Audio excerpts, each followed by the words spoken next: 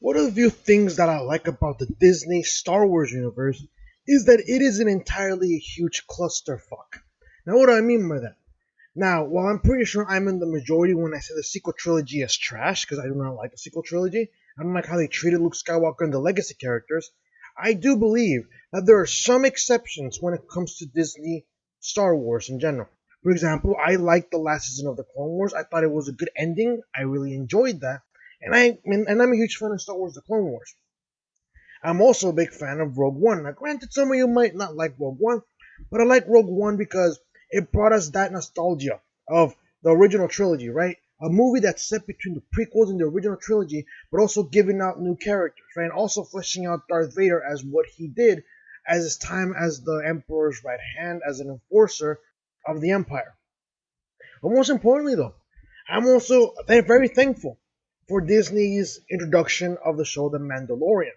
Now, my parents are not very huge Star Wars fans. They're not Star Wars fans like I am. But even my parents recognize that it's a good show. It has new characters. The show gives you enough history in terms of how the universe is, without giving you a bunch of without leaving you in the dark to some degree. Now, like I said, my parents even think The Mandalorian's a good show because it's grounded. It has very good characters. Not to mention, the characters feel human. Unlike Rey, for example, that it seems to be overpowered and is perfect in every single step of the word. But anyways, the reason why I'm talking about this is because now apparently a star from Mandalorian by the name of Gina Carano, I don't know if you were aware, but if you watch the show, she plays Cara Dune, which is a friend of Mando. But apparently she ended up putting a tweet, and now she's being accused of being racist. Now, what was the tweet exactly? Well, I'm going to show it to you. The tweet that she put out was just an image of a bunch of Germans doing the Nazi salute, and then amongst the crowd, one individual refusing to salute his Fuhrer. Yep, that's why they're going after her. But I don't understand why. Maybe it's a misunderstanding, or maybe, and in this case it's my opinion, or maybe because Gina Carano is calling out, no, actually not calling out, but is pissing off the actual Nazis living amongst us, and that is people like Antifa and Black Lives Matter.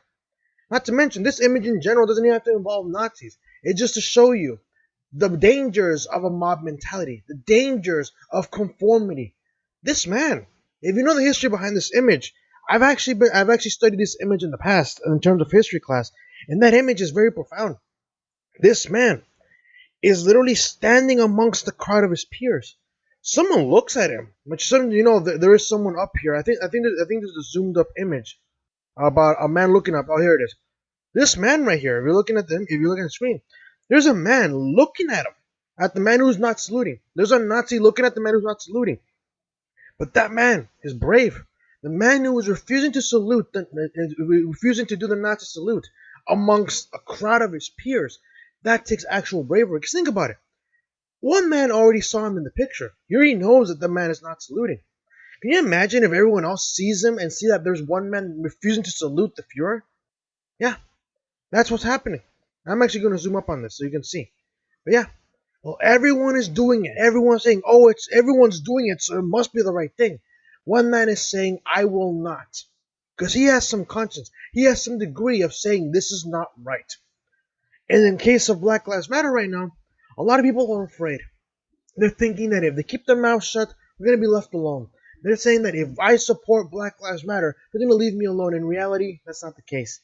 In reality, in any totalitarian government, even if you support the movement, they're still going to come after you eventually. In any movement, the French Revolution, for example, how many supporters of Robespierre were beheaded by the movement they supported? How many communists, how many revolutionaries in the Soviet Union died by the hands of Lenin and Stalin, even though they literally fought to liberate Russia from the proletariat? Not the proletariat, but the bourgeoisie. Sorry. How many of them were killed by their own government, even though they supported it years earlier? Same goes for the Nazis. Any totalitarian government seeks one thing, and that is power, and keeping that power. And anyone they view as a threat, they will automatically off them. That's called courage. And again, that is why they're going after her. They're calling her a racist for posting an image of one man refusing to salute his Fuhrer, while surrounded by a bunch of other people who are seemingly okay with the genocidal acts of their country. But anyways, let's read, shall we? Mandalorian star Gina Carano accused of racism for sharing anti-Nazi posts on Twitter. Actress, MMA fighter, and star of the hit Star Wars series The Mandalorian, Gina Carano landed in hot water last week after tweeting out a historic photo showing a man in the midst of a Nazi rally apparently refusing to give the Nazi salute. Carano has been accused of racism because the post didn't specifically indicate that she was a supporter of Black Lives Matter and efforts to defund the police. Bounding into comics reports that Carano shared the famous photo that many believe is German labor August Landmesser. I think I should pronounce it in German. I think again, my German's still a little off. I'm not still very fluent in it. Refusing to give the Nazi salute to Adolf Hitler during a 1936 rally celebrating the launch of the Horst Wessel, a German sailing training ship. She later added a link to the story behind the photo, suggesting that her fans read the heartbreaking and powerful story of a man who changed his ways for the woman he loved. Love changes the world one person at a time. The post elicited accusations of racism, either because social media trolls misunderstood the photo or because Carano didn't go far enough, or used the photo to target the Trump administration, law enforcement, and other unwoke entities specifically. Critics called Carano a bootlicker, demanded that she say ACAB, an acronym used by protesters, short for All Cops Are Bastards, and threatened to boycott the second season of The Mandalorian if her character, a female Rebel Alliance shock trooper, is featured. Yeah, I don't believe them one bit. Because all these SJWs saying that, oh, Star Wars needs to have more representation. They need to have more female representation. Look at what happened with the sequels. If Disney, if they really made the right move in pandering to these SJW idiots, and I'm going to say idiots, then The Last Jedi would have met 2 billion at best. It would have made 3 trillion if these woke people actually cared about Star Wars, but they don't. What about The Rise of Skywalker? If The Rise of Skywalker was actually really good and these SJW mobs actually like Star Wars, The Rise of Skywalker, it would have generated 2 billion as well, but it didn't. I want to know why. Because these people, they don't watch these products. They don't buy their products. All they do is complain and nag, and then once they destroy a franchise, they move on to the next one. They do. There's a reason why franchises or video games or movies that are not woke tend to succeed because people do not want to see woke nonsense anymore. They're sick and tired of being shoved these SJW politics down their throats while watching a movie or a video game or playing a video game. There's a reason why The Last of Us Part 2 failed in terms of sales. There's a reason why Ghost of Tsushima is literally blowing up the charts in terms of sales, and not to mention reviews. There's a reason why Red Dead Redemption 2 was nominated for Game of the Year. There's a reason why God of War won Game of the Year. Because it's a story driven by its characters, not by its SJW propaganda. So I don't buy it. So Disney, I swear to God, you guys have messed up the franchise that I grew up with beyond belief. The only things that are redeemable at this point that can still continue is The Mandalorian. The Clone Wars is done. The last season, that's what it was, the last season. You guys regained some of my faith in terms of Star Wars, showing that you can do Star Wars right. Rogue One, it's a one and done deal. Solo was a huge clusterfuck as well. The only living asset of Star Wars that you have right now is The Mandalorian. And I swear to God, if you even as much shove SJW propaganda into the second season, or you even dare remove Cara Dune from season 2, or even go as far as to cancel season 2, I'm gonna be pissed. And I'm gonna stop and I'm gonna stop purchasing your merchandise. Because I'm sick of this. I'm done with Disney screwing up everything they touch and bending me to these SJW mobs because they want to be PC, they want to be woke. I'm sorry, dude. But out of the few original characters of Star Wars that I like, Mando, Grief, and then Cara Dune are one of my few favorites. Now, Baby Yoda, we can also include that, but again, Baby Yoda, he's very popular for obvious reasons. But The Mandalorian introduced new characters that I like. Not because they're men or they're women or because they're black or they're white. No, it's because they're actually interesting characters. Characters that have moral codes. Characters that have to make sacrifices like every individual in the living world right now. So again, Disney, the ball is in your court. What are you going to do? I'll continue.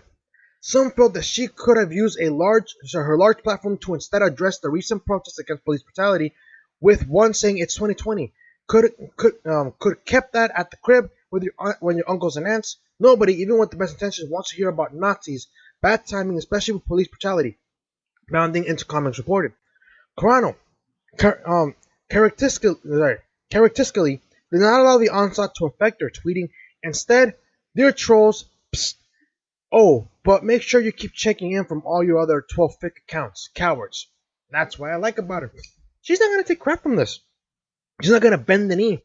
She's not gonna say, "Oh, please forgive me, forgive me. I will kowtow to your mob mentality." Thank you, Gina Carano, for not bending the knee towards these idiots on social media. Anyways, let's keep going.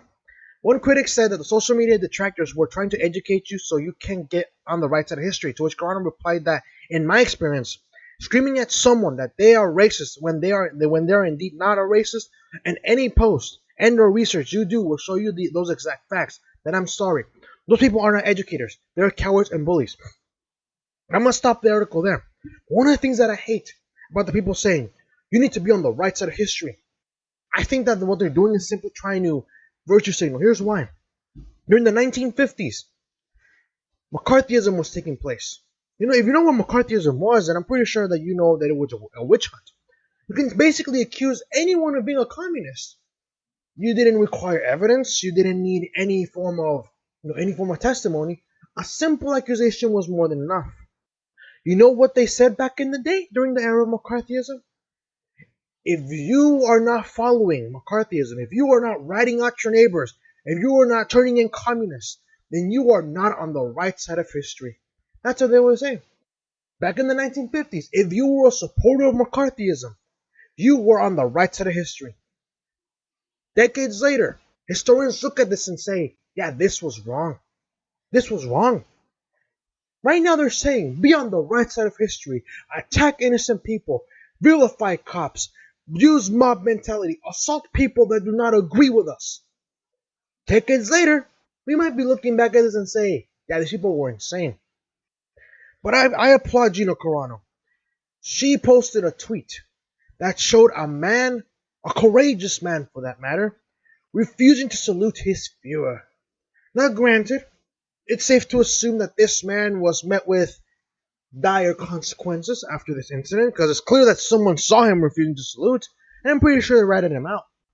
But that's called courage. Even when you know the consequences of what could happen, you still refuse to do what the mob is doing. That is called bravery. That is what I call courage. But now they're attacking her for it. Maybe because again it's a misunderstanding, or maybe because the fascist Nazis known as Antifa and Black Lives Matter do not want to expose their true intentions. Conform with us, buy our ideology, do everything we tell you, or else. Let me know what you guys think in the comment section below. Do you believe that Gina Carano did the right thing in standing up to the mob? Do you agree that Star Wars right now is very trash under Disney? Do you believe The Mandalorian is an exception? And what do you think is going to be? And what do you think is going to happen to The Mandalorian now that Gina Carano is now being labeled as racist? Do you think this is gonna remove her character altogether? Do you think they're gonna cancel the second season? Do you think they're gonna insert SJW propaganda into the second season of The Mandalorian? Let me know what you guys see in the comment section below. If you guys like this video, hit the like button, subscribe if you're new, share this video, and I will see you guys in a bit.